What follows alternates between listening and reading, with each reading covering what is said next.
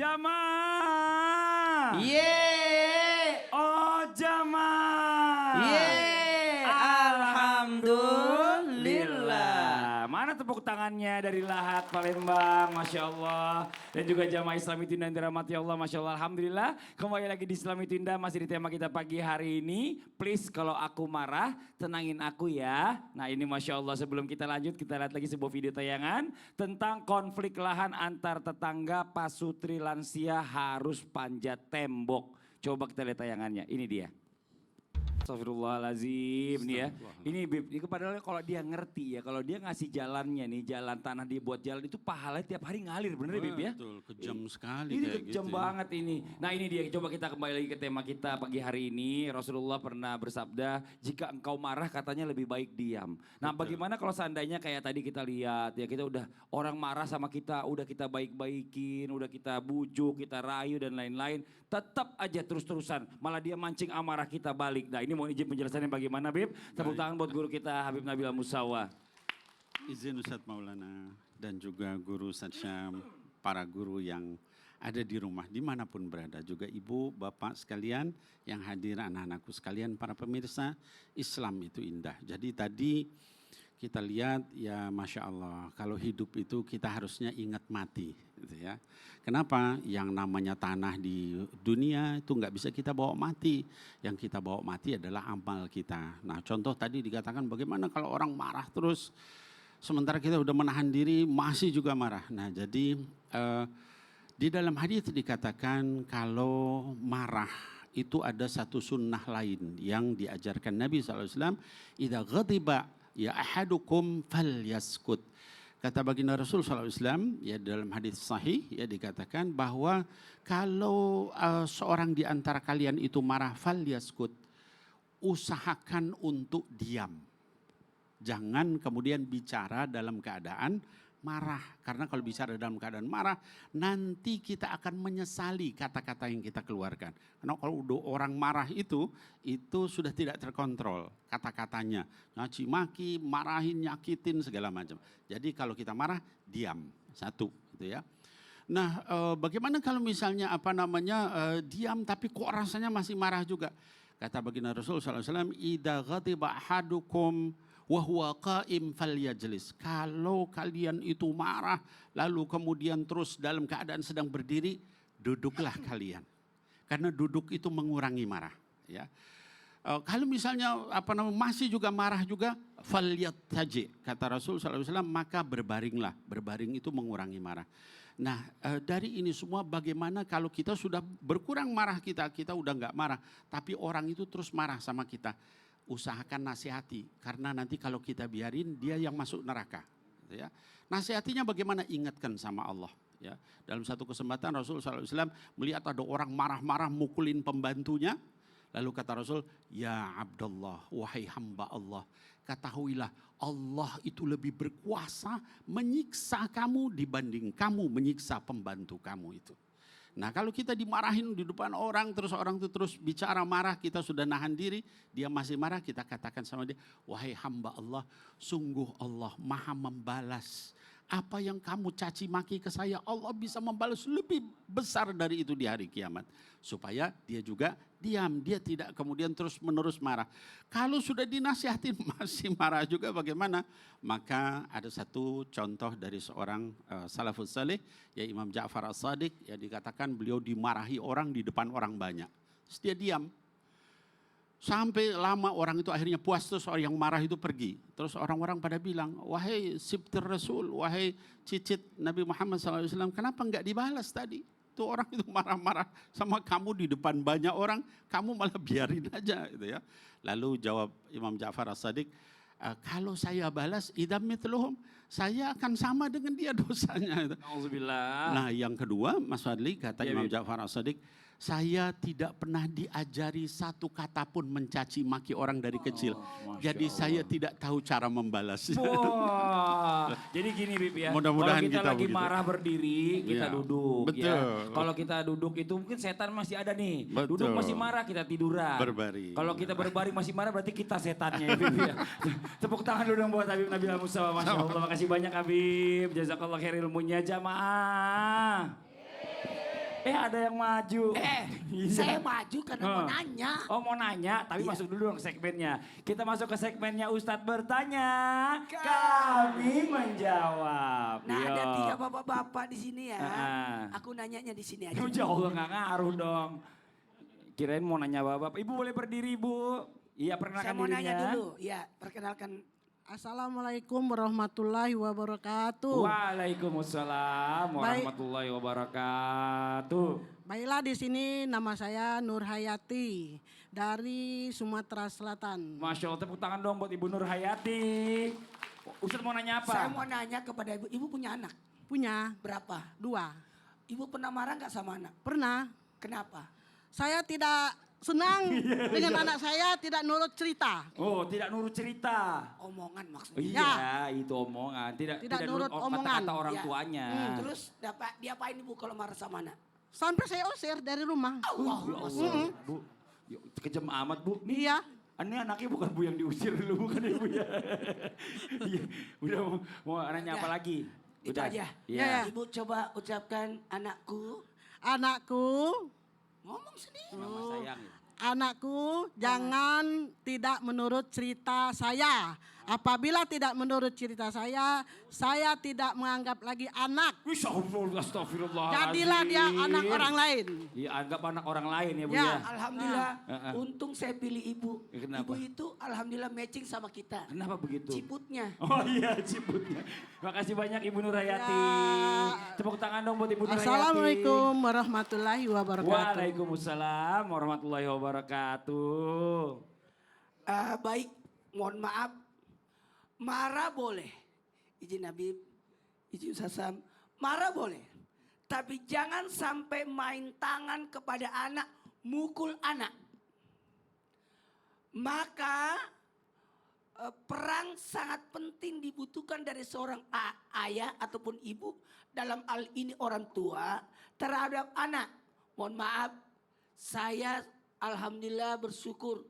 Anak saya yang pertama 15 tahun, 13 tahun, yang kedua, yang ketiga 11 tahun, yang keempat 9 tahun.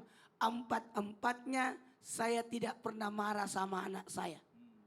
Karena jarang di rumah nih.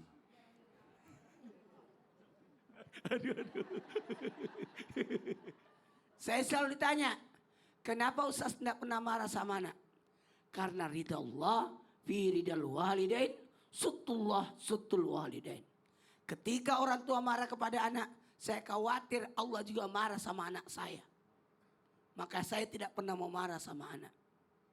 Kalaupun ada sesuatu yang tidak mengenakan, saya diam aja dulu.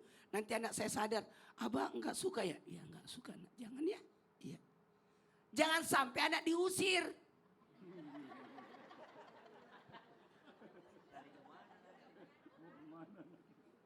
Mana anaknya cuma 2 lagi. Jangan, mohon maaf kepada orang tua. Marahnya orang tua kepada anak, kalau seorang ibu marahnya kepada anak, itu bentuk kasih sayang. Sementara marahnya ayah kepada anak, itu bentuk tanggung jawab. Sebatas itu. Bukan karena ego, sampai melaknat anak. Jangan. Saya pernah sampaikan di mimbar Islam itu indah. Jangan pernah memarahi anak gigi ketemu gigi.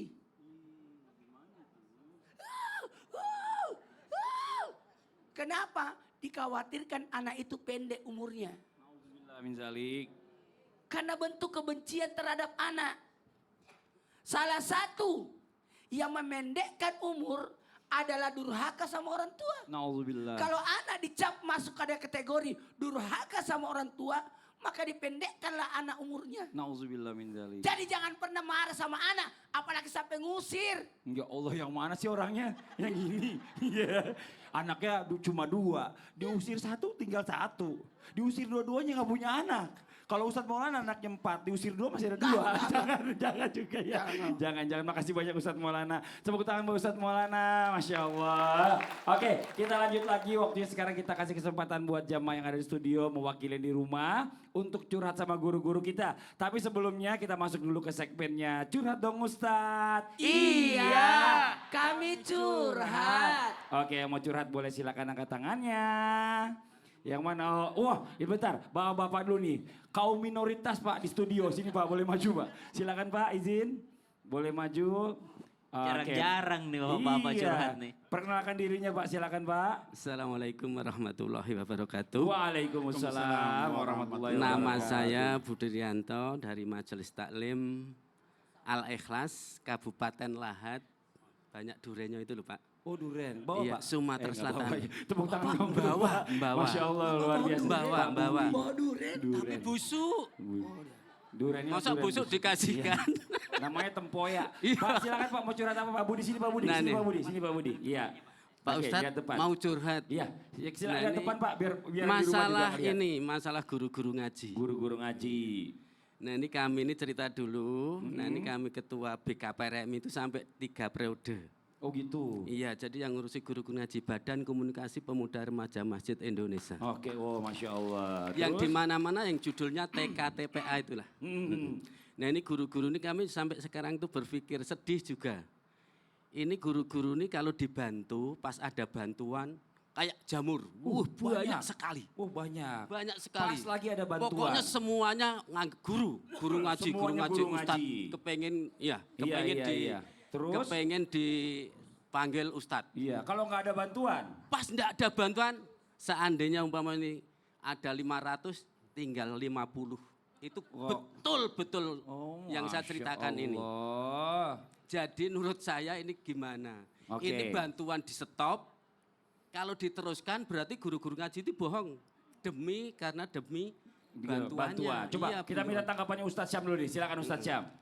Inna nahnu nazzalna dzikra wa inna lahu lahafizun. Sungguh kamilah yang menurunkan az-zikra atau Al-Quran ini dan kami pula yang akan menjaganya.